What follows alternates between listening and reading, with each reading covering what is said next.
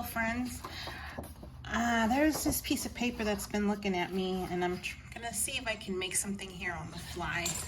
Let me grab my ruler to see what the measurement of this is. And just by looking at it, might be 8 by 8. Yes, it's 8 by 8. So, because they're folds, let me see them. I wanted to do something with the folds, so let's just play around and see what we can make here. You know, I love working with scrap papers and or pieces of paper, and you know, you never know what you can come up with. Been very fascinated by the folding of paper, and I'm not an origami expert, but I want to make a pocket of some sort. So let me try this. I'm new to this type of paper crafting, so there may be a video out there somewhere already. So I'm just playing around and learning how to make things.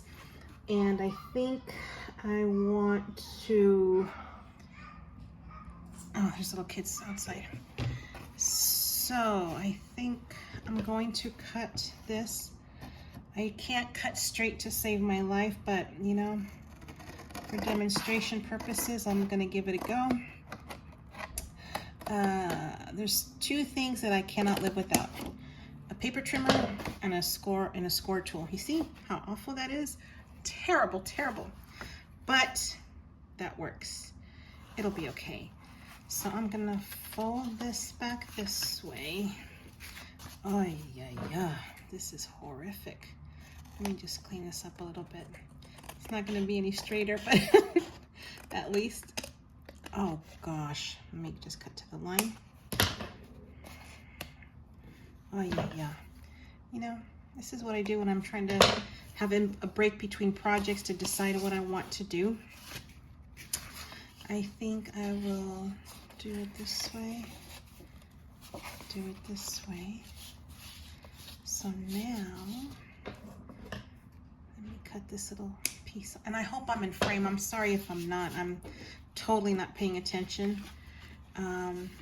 So I think, now here you have the option.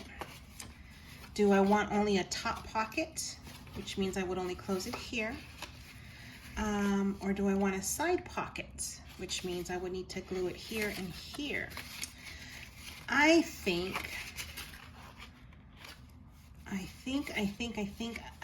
But I want this to open. So herein lies the conundrum.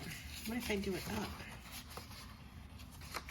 Okay, so I'm going to fold it this way. So that I'm going to put adhesive here and adhesive here so that I have a pocket up here, and I could still open it and use it. Hey, this would be great for you beautiful ladies that do all these ATC cards. Just a thought that crossed my mind as I was doing this. I'm gonna put a little wet glue here. And I prefer wet glue when making pockets because if I use the tape, the double-sided adhesive, if you insert something in the pocket, it may stick to it. So that's just something to think about. Food for thought. I mean, again, preferences. So let me just do this. This is why sometimes I do not have tutorials on some things. I kind of just do things on the whim, and I don't like disturbing the flow, the process of the creative process by trying to measure. And sometimes it's just easy to create for me. So what I'm gonna do is, this will be a pocket here too. So again, I'm praying that I'm in frame, and I apologize if I'm not. I may have to do this again. So I'm assuming you can take any square and make this any size, not necessarily an 8 by 8, but an 8 by 8 is a good size. And like I mentioned, you ladies with your ATC cards, I think this would be great. You can put your cards in the pockets here, pocket here. You can open it up here. You can create another pocket here by putting a strip, not necessarily this one, but a strip of paper going across here. Use your scraps and you can create a pocket here. You can just tuck something in. And I think we have something here, folks. So my little quick, whatever you want to call this, fold. You can actually add journal paper here, create a stitch like I showed you on the 3-hole pamphlet stitch, and you can sew it here if you want to add a couple pages, or you can do your ATC cards, or you can use paper, mat it, design it how you like. I think I'm going to decorate this at some point and then I'll post it, but this is what I made out of an 8x8 piece of paper. So if you want to go 6x6, you know, that'll be a slightly smaller one than this one. But I think this turned out pretty cool. I don't know. Let your creativity go. See what you can come up with. And just food for thought. I appreciate you ladies and gentlemen for your beautiful comments and your words of encouragement. If you're starting out, please don't get hard on yourself. Don't be hard on yourself. It's one of these things that it takes time to develop techniques, and it only comes from repetition.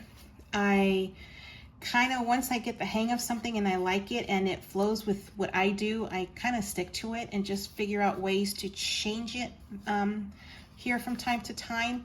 But part of the process is learning.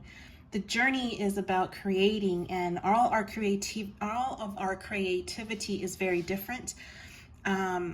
It's makes it hard to compare to each other sometimes, but don't compare. Be your own creative person. You know, enjoy the process.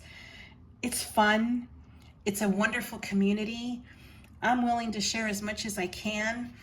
I can't always do a tutorial because tutorials take time. It's even though I do one-take videos, it's still time to create. And sometimes I just don't have time, but when I do, I'll think of something just like this that was sitting on the side of my desk, and I thought, what can I make with this? So I said, let me just make a video and figure it out. So this is what I made with an 8x8 piece of paper. You ladies are amazing. You do beautiful work. I admire you. I love when my creativity is fed by watching what you do, your content. So thank you so much for what you do. And enjoy the process, ladies. Enjoy the process. Here's another quick 8x8 project. I may decorate this and post the finished part of it whenever I get to it. But for now, this is it. Thank you guys. Have a good one. Take care. God bless.